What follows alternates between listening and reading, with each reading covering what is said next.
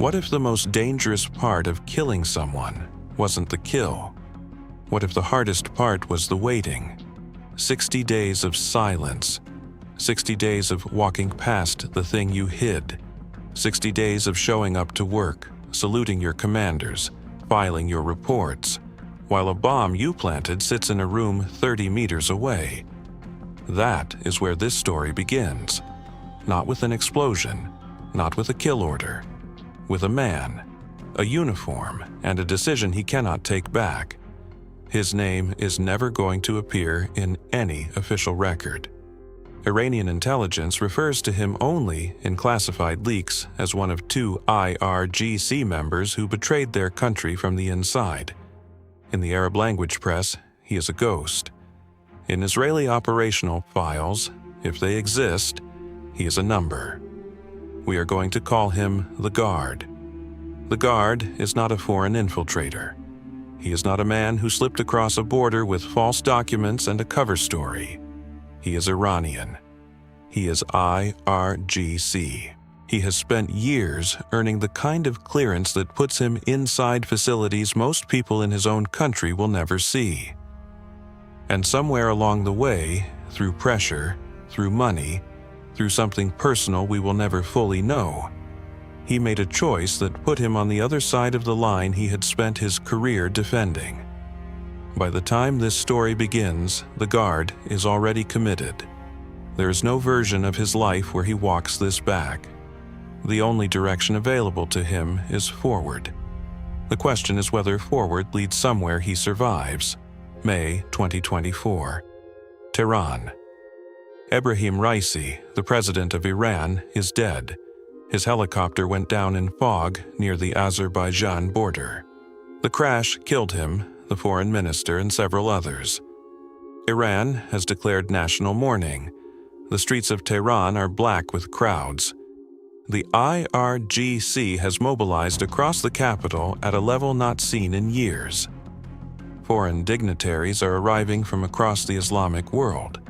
Condolence delegations, political allies, senior figures whose visits require the full weight of the IRGC's protective infrastructure. Among them is Ismail Haniyeh, the political chief of Hamas, the man who has spent years navigating between Tehran, Doha, Ankara, and Beirut, building alliances, managing diplomacy, serving as the public face of an organization built on permanent war footing. He is not a soldier. He is a politician in the deepest sense of the word. He knows how to read a room. He knows how to survive. He lands in Tehran, and the IRGC receives him the way they always do, with protocol, with security, with placement inside the Mossad complex, a guesthouse facility in the affluent northern district of the city, managed and protected by the IRGC, reserved for guests of the Iranian state. Haniyeh has stayed here before. He knows the rooms. He knows the routines. He is comfortable here in the way that powerful men become comfortable in places where they believe they are safe. He does not know that Israeli intelligence has been watching this building for a very long time. What Mossad has spent months building is not just surveillance of Haniyeh's movements.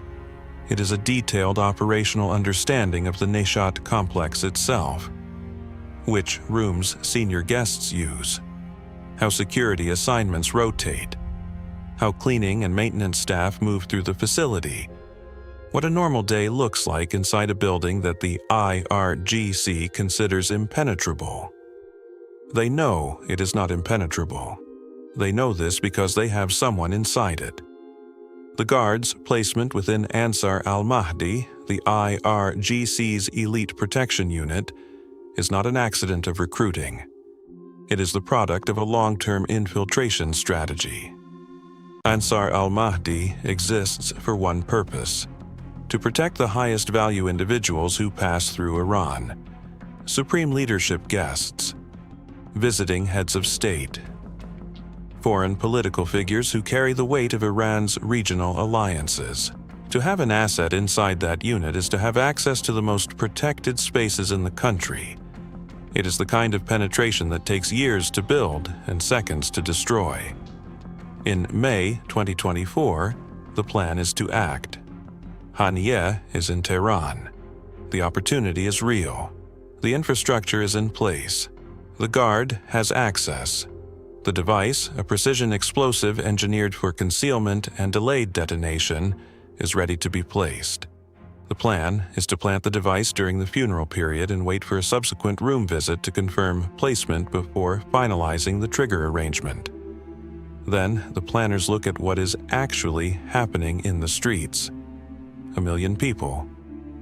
IRGC deployed at every significant location across the city. Foreign intelligence services from a dozen countries all running their own surveillance operations simultaneously.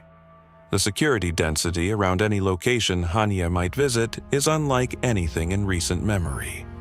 Every additional security layer is another set of eyes, another camera, another checkpoint, another moment where something moves wrong and someone notices. The call is made to stand down. Not permanently, the operation is not canceled, it is paused. The judgment is precise and cold, the funeral window carries too much exposure risk. The cost of compromise outweighs the value of the timing. The guard is told to wait. This is the moment the operation becomes something different from what anyone planned. Because waiting inside the IRGC, while holding the knowledge of what you are, is not a neutral act. It is its own kind of mission. It runs continuously. It has no scheduled endpoint. The guard goes back to work. He files his reports. He attends his briefings. He performs the job he has performed for years. He is, by every visible measure, exactly what his ID card says he is. And the question that does not leave him, that cannot leave him, is how long this can hold. Because here is something that intelligence services understand and rarely say out loud. The longer an asset operates undercover inside a hostile environment, the greater the statistical probability that something breaks. Not because of a single catastrophic mistake, because of accumulation. Small inconsistencies that individually mean nothing. A response that comes half a second late. An absence that is slightly hard to explain. A colleague who notices something they file away and return to later. The guard has been running this risk for a long time. The Maya board extends it further than he expected. He was told the operation would move quickly. He believed the window would open within weeks. That belief is already wrong. He just doesn't know it yet. Meanwhile, the Mossad guesthouse returns to its regular operational rhythm. Guests arrive and depart. Rooms are cleaned, inspected, prepared. The IRGC security rotation continues. Nothing unusual is logged. The device, if it has already been positioned, sits undisturbed.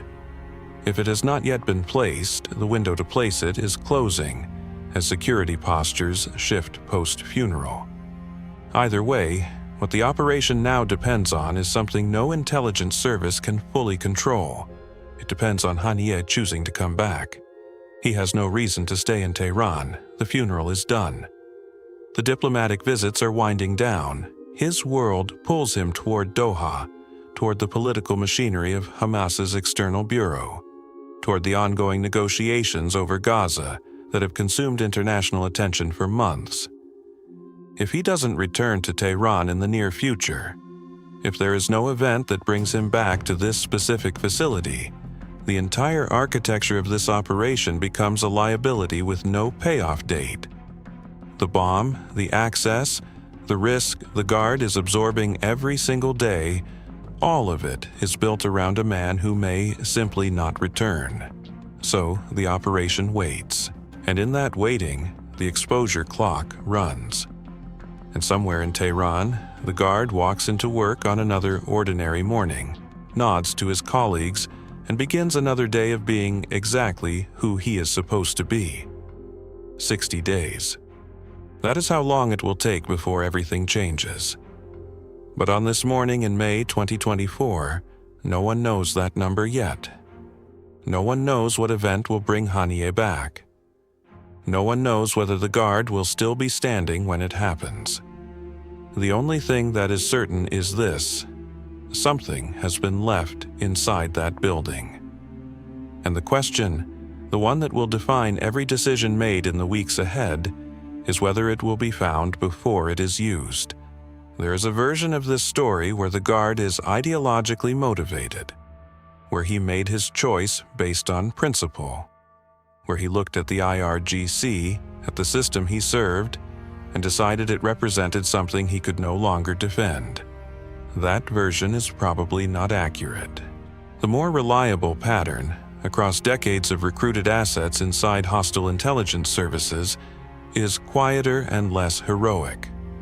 It usually begins with something personal: a financial pressure, a family situation, a grievance that felt specific and contained at the time.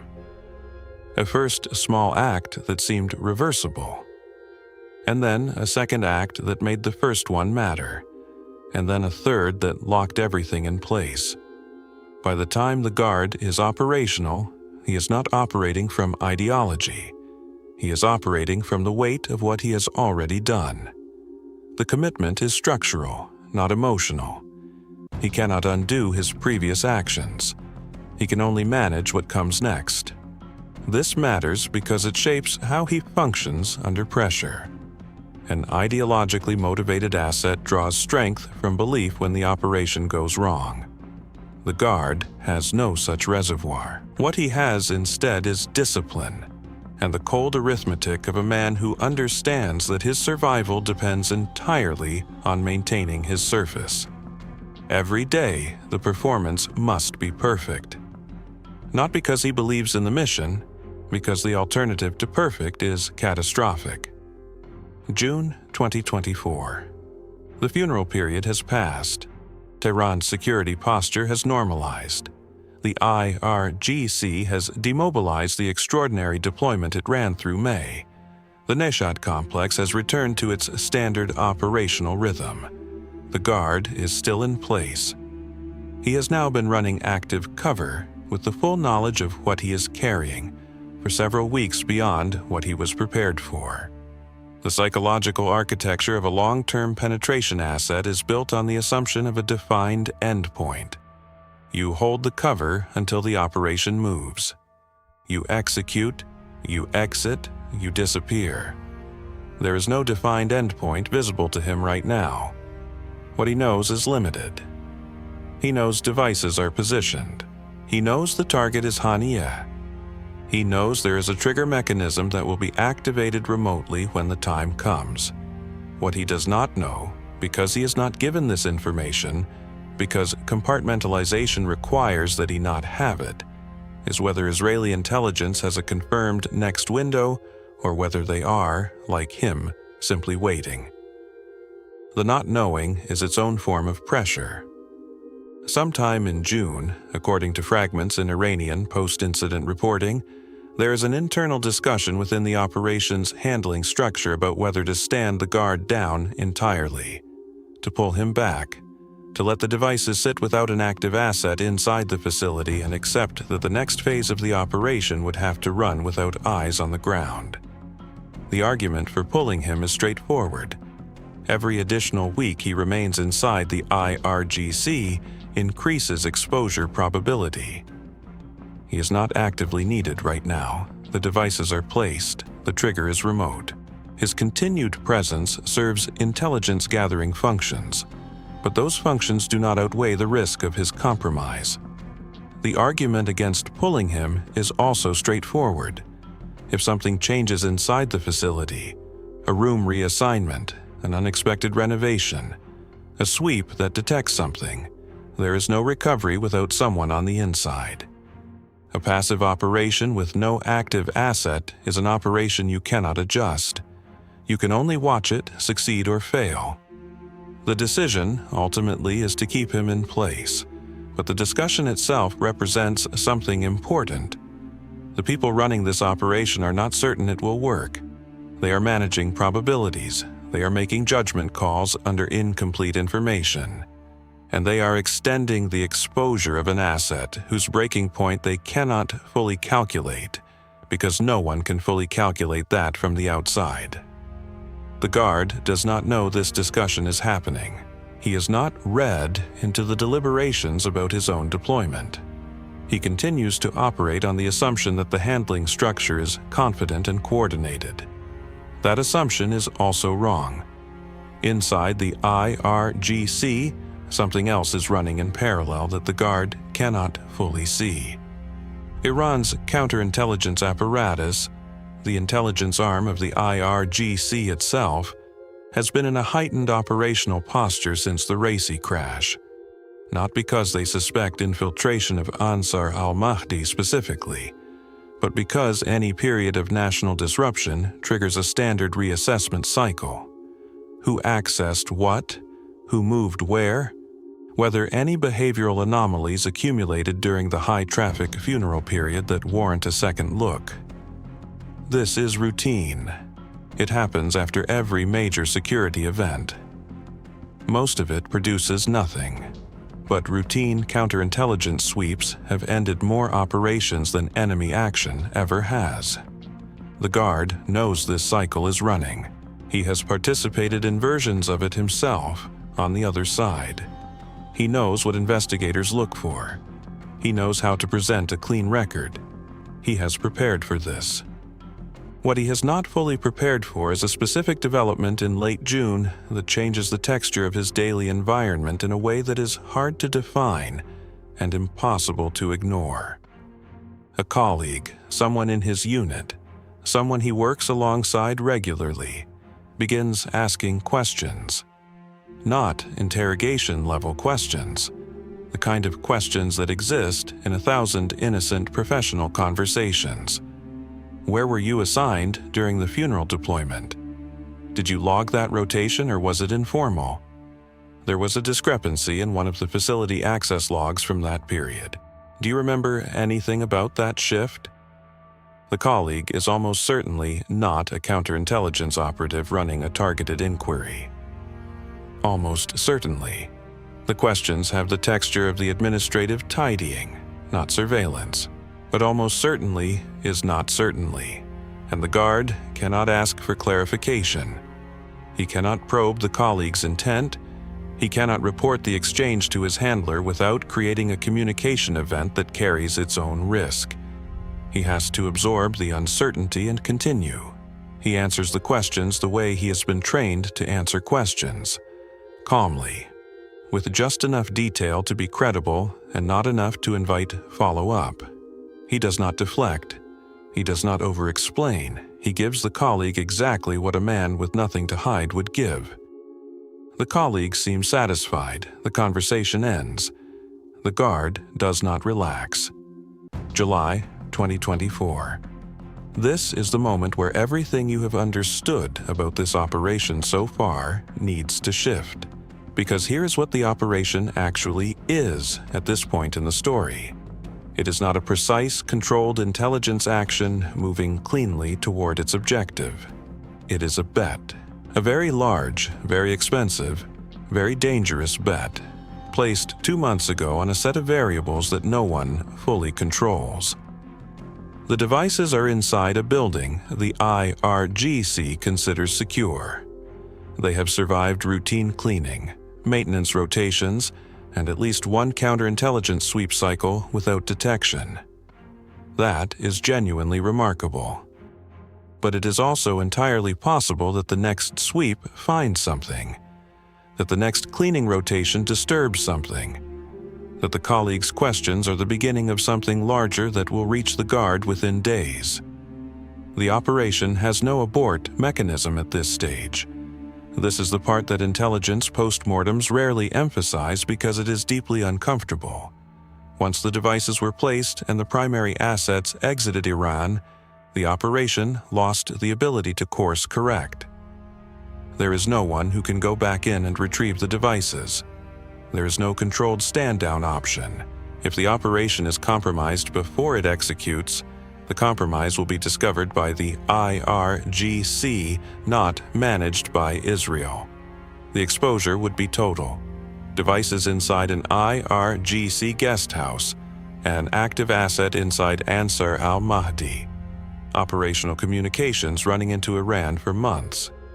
This is not a failed intelligence operation in the ordinary sense. This is, if discovered, an act of war conducted on Iranian sovereign soil, using Iran's own security forces as the instrument.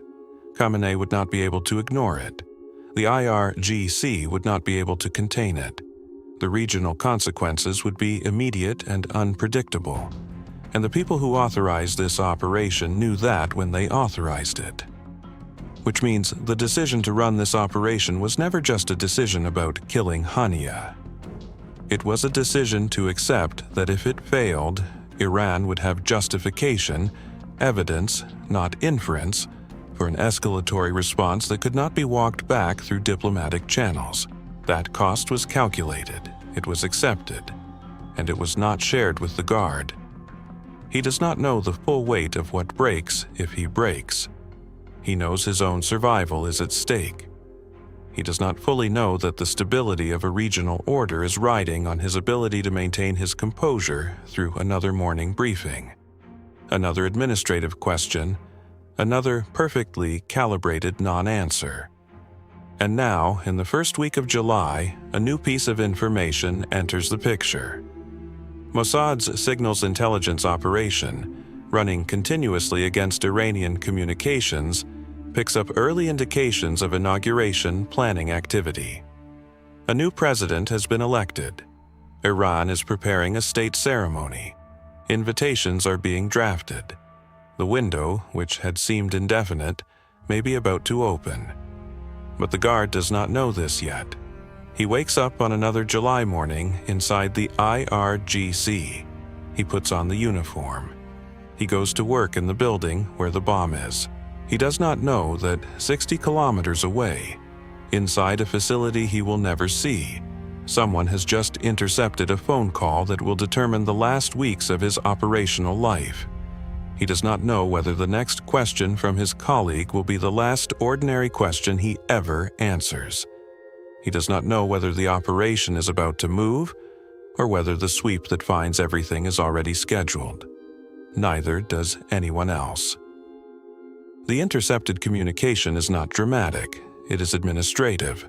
A coordination call between inauguration logistics staff and a representative managing Haniyeh's travel arrangements. The kind of exchange that happens 100 times in the weeks before a major state ceremony. Dates, accommodations, security protocols, arrival windows. Haniyeh has been invited. He is being asked to confirm. Inside, Israel signals. Intelligence infrastructure. This call is flagged, processed, and escalated within hours. The inauguration of Masoud Pezeshkian is scheduled for late July. Haniyeh attending is not a certainty yet. It is an early indicator, a probability shift. The operation, which has been in suspended animation for nearly 2 months, begins to move again. But here's the first problem. The confirmation call is ambiguous. Haniyeh's representative does not give a clean yes. The language is diplomatic, conditional, he will likely attend. Arrangements are being explored. Final confirmation will follow. In an operation with a defined strike window, likely is not a workable status. You cannot activate a network of assets and commit to an execution timeline on likely. The risk of mobilizing and then standing down again, the exposure that creates, the additional communication traffic, the pressure on the remaining asset inside Iran is significant. So, the decision is made to wait for hard confirmation before activating the final phase. The operation sits at the edge of execution for days. During this period, the Guard is in a state that has no clean name in any operational manual. He is not on standby in any formal sense because he has not been told the window is approaching. The compartmentalization that protected him during the long waiting period now works against him. He is still performing his cover with no knowledge that the calculation has shifted. He does not know the signal's intelligence picture has changed. He does not know that his handlers are watching a communication thread that may resolve everything within 72 hours. He continues to operate as if the wait is indefinite. Then, Haniyeh confirms. The confirmation comes through a second intercepted exchange in the week before the inauguration. This one is cleaner. Arrival date, accommodation request, security detail specification sent ahead to the IRGC guesthouse management. The operation activates and immediately encounters its first false start. The accommodation request Haniyeh's team has submitted specifies a preference, not a requirement, but a stated preference for a different wing of the Mossad complex than the one that has been the primary focus of device placement. Not a different building, a different section of the same facility, a room configuration that is adjacent to, but not identical to, the prepared zones. This information reaches the operational planning level and triggers an immediate reassessment. The devices were placed in 3 rooms. The coverage was designed to account for exactly this kind of uncertainty. But a preference stated in advance creates a new question. Will the IRGC honor it? Will the room assignment follow the request? Or will standard security protocol override the preference and assign the room that the IRGC's own protection team considers optimal? There is no way to know this from the outside, and there is no asset close enough to the assignment process to steer it in real time. The decision is made to proceed. The 3-room coverage is assessed as sufficient. The probability calculation holds. But the false start has introduced something that does not leave the operation for the rest of its duration. A layer of uncertainty about the specific location that cannot be resolved until Haniyeh is physically inside the building. He arrives in Tehran on July 30th, 2024. The inauguration is attended. The official ceremonies proceed. Haniyeh is photographed with Iranian leadership, with other regional figures, with the new president. He is visible, public, operating exactly within the parameters of a senior political figure at a state function. He returns to the Mossad complex in the evening. He is assigned a room. Now, the question that has been running beneath every decision in this operation, which room, which device, gets its answer. And here is where the operation's one critical incorrect assumption plays out. The assumption, carried through the entire planning phase, was that Haniyeh's bodyguards would conduct a standard sweep of his assigned room before he occupied it, and that the device concealment was sufficient to survive that sweep. The sweep happens. The bodyguards move through the room. They check the space with the thoroughness appropriate to their training and their read of the threat environment. What no one in the planning structure fully accounted for was that the threat environment, from the bodyguards' perspective, was Iran. They are inside an IRGC-managed facility in Tehran. They are surrounded by Iranian state security. The IRGC has swept this building. The IRGC has vetted the staff. The IRGC has certified the space. The bodyguard sweep is real, but its intensity is calibrated to the assumption that the IRGC has already done the primary work. They are checking against what their own team might have missed in transit. A surveillance device, a listening instrument, something introduced externally. They are not looking for something planted by the IRGC's own protective unit weeks earlier. The assumption was wrong. Not wrong in the way that breaks the operation, but wrong in the way that reveals something about the plan's actual architecture. The device was never going to be found by a bodyguard sweep because the security ecosystem around it was itself compromised. The sweep was always going to fail, not because the concealment was perfect, because the institution certifying the room's safety had already been penetrated. The device is not found. Haniyeh is in the room. The building goes quiet. It is late. The inauguration day is over. The city settles. Inside the operations monitoring structure, there is a moment. And this is the false release moment the entire timeline has been building toward without anyone quite intending it, where everything appears to have worked. The asset held, the devices survived, the target is confirmed in location, the trigger is ready. For a brief window, it feels almost quiet, almost controlled.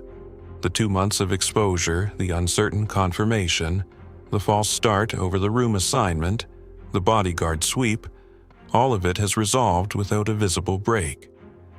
There is a temptation in that moment to believe the operation is already over.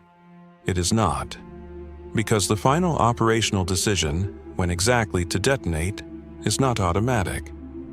It requires confirmation that Haniyeh is physically present in the room. It requires a judgment call about timing that balances lethality against collateral risk.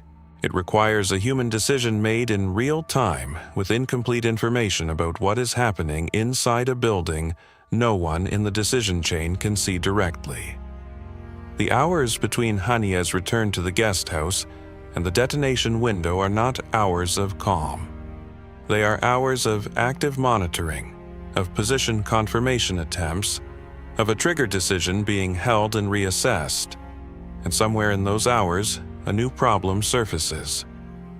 The confirmation of Haniyeh's position in the room, the signal that he is physically present and stationary, arrives through a source that is less clean than the handlers would prefer. It is not certain. It is assessed as highly probable. But highly probable and certain are not the same thing, and the decision to detonate on a highly probable confirmation is a decision made with incomplete information. The alternative is to wait for better confirmation, but waiting extends the exposure window. Waiting means another hour of risk that something shifts, that Haniyeh moves rooms, that a staff member notices something, that the guard situation inside the IRGC deteriorates in a way that triggers an inquiry that cannot be contained. The decision is made to proceed. 2 a.m. July 31st, 2024. The signal is sent. The device detonates. The explosion tears through the room with enough force to collapse a section of exterior wall and blow out windows across the facing side of the building. The blast is heard across the Mossad neighborhood. IRGC personnel respond within minutes. Haniyeh is dead. One bodyguard dies alongside him. And for approximately 4 hours, before Iranian state media confirms the death, before the Supreme Leader's office issues its statement, before the story breaks internationally, there is a gap in which the operational structure does not have verified confirmation of the outcome. The detonation is confirmed. The structural damage is confirmed through monitoring. But target confirmation, the certainty that Haniyeh was in the room, that the blast achieved its objective, takes hours to resolve. Those 4 hours are not celebration. They are not relief. They are the same kind of managed uncertainty that has defined every hour of this operation since May. The operation has detonated. Whether it has succeeded is still, for a few more hours, an open question. And in Tehran, the IRGC is already moving, already pulling footage, already beginning the process of looking backward through everything that happened inside their most protected facility. The guard is already gone. But the investigation that is about to begin will look for everything he left behind. The explosion happens at 2 a.m. By 2:04 a.m., IRGC rapid response personnel are moving through the Mossad complex. By 2:15 a.m., the facility is locked down. By 2:30 a.m., the senior IRGC commanders responsible for the compound security have been woken and are on site. None of them know yet what they are looking at. The initial assumption, and this is the assumption that will delay Iran's public response by several critical hours, is that the explosion may have been externally delivered.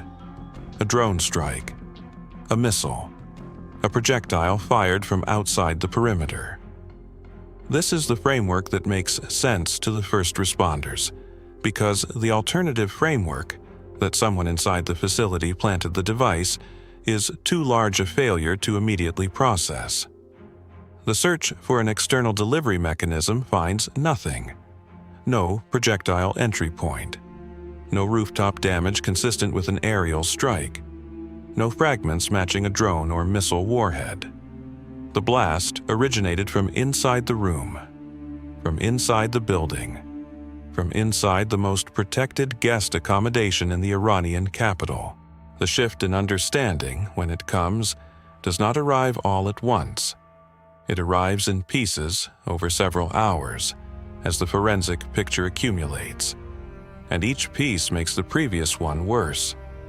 The device was not brought in by Haniyeh's team. His bodyguards are investigated, cleared, and then investigated again. The device was not smuggled in during the inauguration period. The building had been secured well before Haniyeh's arrival, and access logs show no anomalous entry in the days immediately preceding his visit. The access logs from weeks earlier are a different picture. 2 individuals. Ansar al-Mahdi credentials. Movement through multiple rooms in a window of time that has no logged operational justification. The footage is not dramatic, it is quiet. 2 men who belong in the building, moving through it exactly as men who belong in the building move. Except for the rooms. Except for the timing. Except for the fact that their movements in those specific rooms, on those specific dates, cannot be operationally explained. The IRGC counterintelligence apparatus has its answer within 72 hours. The facility was not penetrated from outside.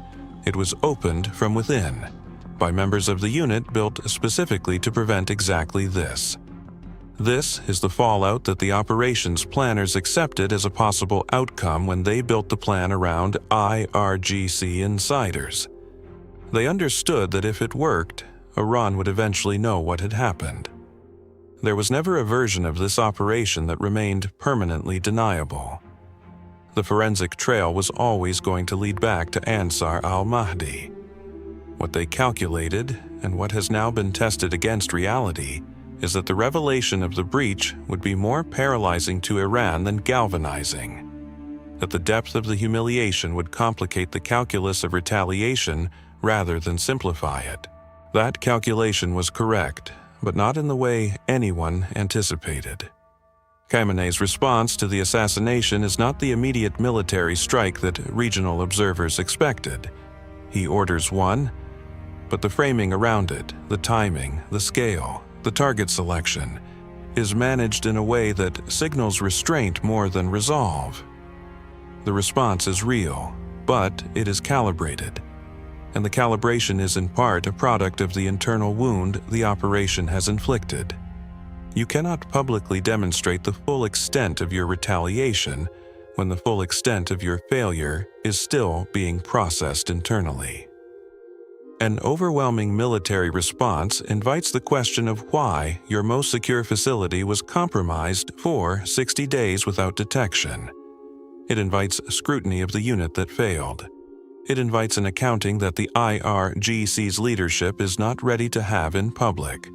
So, Iran retaliates. But not in the way it would have retaliated from a position of clean grievance. This is the strategic cost that the operation planted alongside the device, not the explosion, but the silence it enforced on Iran's response architecture. And then, the diplomatic ledger. Haniyeh was, by any honest assessment, the most functional point of contact for ceasefire negotiations in Gaza. This is not a moral evaluation, it is an operational one. He was the figure who moved between Hamas's internal structures and the international diplomatic channels that Qatar and Egypt were running. He understood the framework, he had the relationships. He had, in the months before his death, been closer to a negotiated pause than at any previous point in the conflict. His removal did not end Hamas. It did not change the fundamental demands of either party. What it did was remove the specific human architecture through which a negotiated outcome might have been approached. The people who replaced him were not more moderate. They were not more willing to engage with the framework Haniyeh had been working within. The diplomatic track did not collapse immediately, but it shifted. The texture of the negotiations changed. The channel that had existed between Haniyeh and the Qatari intermediaries was specific to him, built over years, calibrated to his particular way of operating. That channel does not transfer to his successor like a file passed between offices. Months after the assassination, the Gaza ceasefire negotiations that Haniyeh had been centrally involved in remained fractured. Whether his survival would have produced a different outcome is unknowable, but the removal of the most experienced diplomatic operator in Hamas's external structure, at the precise moment that structure was most relevant to a possible resolution, was a strategic cost that accrued slowly and without a clean attribution line. The operation solved the problem it was designed to solve. It created a different problem that it was never designed to address. The guard is gone. Iranian intelligence has confirmed through official and unofficial channels that they know who entered those rooms. They know the unit. They believe they know the individuals. Whether either man was located, reached, or dealt with in the months following the assassination, that information has not been confirmed publicly. Intelligence services do not always announce when they have found someone. Sometimes the finding itself is the deterrent. Sometimes the finding never happens, and the uncertainty is allowed to persist because uncertainty serves its own purpose. What is confirmed is this: 2 members of Ansar al-Mahdi have been removed from service. 2 individuals whose access to the most sensitive protective infrastructure in Iran has been terminated. Whether that termination happened in a courtroom, in a cell, or in a manner that left no formal record, no one outside the IRGC's internal hierarchy knows. The guard entered this story without a name. He exits it without a confirmed fate. This is not a narrative device. It is the actual condition of his existence in the public record. He made a choice that placed him at the intersection of 2 of the most powerful intelligence services on Earth. He performed his role under conditions that would have broken most people, and he disappeared into the administrative silence that covers the end of every asset story that does not end cleanly. The institution he helped target was damaged. It rebuilt. Institutions always do. But the IRGC's protective infrastructure spent months in internal review, in reassignment, in the slow and demoralizing work of identifying every access point that had been touched, every operation that might have been observed, every moment of exposure that accumulated before anyone knew to look. That process does not produce a clean answer. It produces a list of uncertainties, of things that might have been seen, might have been reported, might have enabled other operations no one has publicly attributed to this penetration. The Mossad complex was resecured. The Ansar al-Mahdi unit was restructured. New protocols were installed. None of that recovers what was taken. Not just Haniyeh. Not just the intelligence value of 2 years of IRGC penetration. What was taken was something harder to replace than a protocol or a personnel roster. It was the assumption of security, the foundational belief inside Iran's most sensitive protective unit that the people standing next to you are exactly what their credentials say they are. That belief, once broken, does not fully return. It becomes a question that runs underneath every assignment, every access log, every face that appears in the corridor of a facility you are responsible for protecting. The operation ended. The doubt it installed has no scheduled end date. Hidden Ops documents the mechanics of intelligence operations, not the mythology around them. If this is the level of detail you come here for, subscribe. New operations covered every week. The ones that change things quietly.